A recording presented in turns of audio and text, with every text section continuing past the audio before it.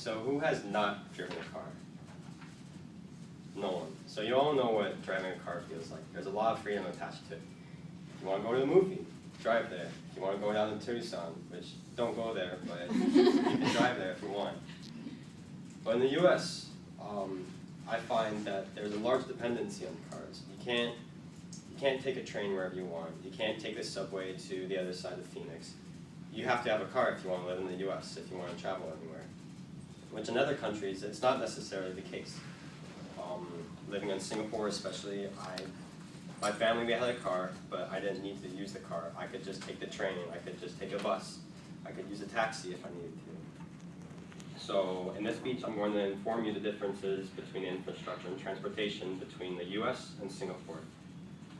Speaking about the size of the US and Singapore, population density, and then the alternative forms of transportation. The research I did, it's either personal experiences, because I've lived in both the US and in Singapore, or if I looked online for statistics, it came from reliable sources like US Census Bureau, CIA World Factbook, etc. Okay, who's ready for a geography lesson? I am. The US is huge. It's the third largest country in the world, following Russia and Canada. It has 3.8 million square miles of landmass at its disposal.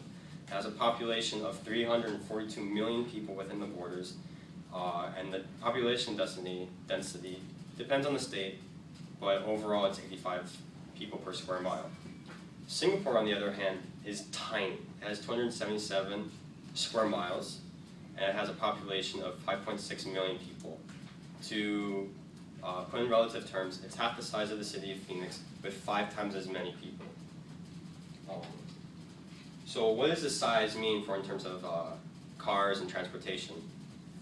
Well, I have to buy a car soon. I've been looking at cars. One of them is a Honda Civic sedan. It's around $18,000 here in the US. In Singapore, it's $115,000. It's expensive.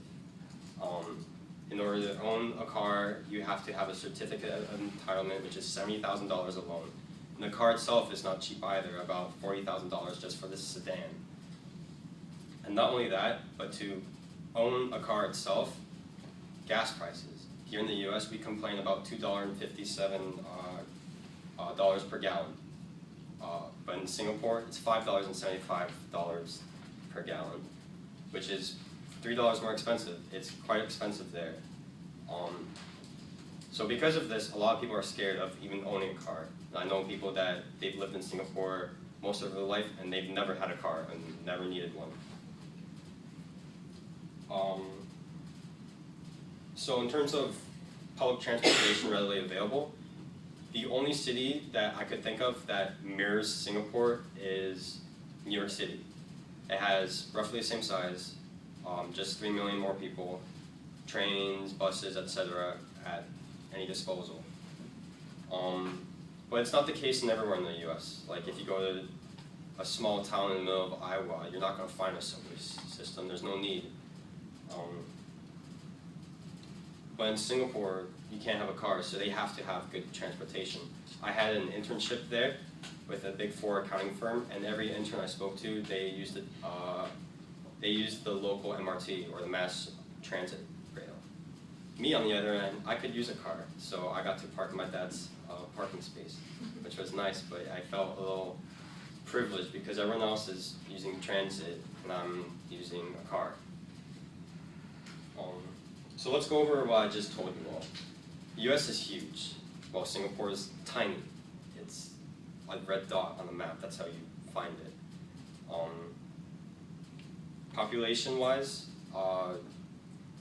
Singapore is much more compact than the US. It's very widespread. And from personal insight, I feel that there's more transit or transportation available in Singapore than here, where you have to have a car. So the US infrastructure varies quite differently from most countries, and I only used one country for an example, Singapore. If there's one thing you should take away from my speech, don't buy a car in Singapore. Thank you.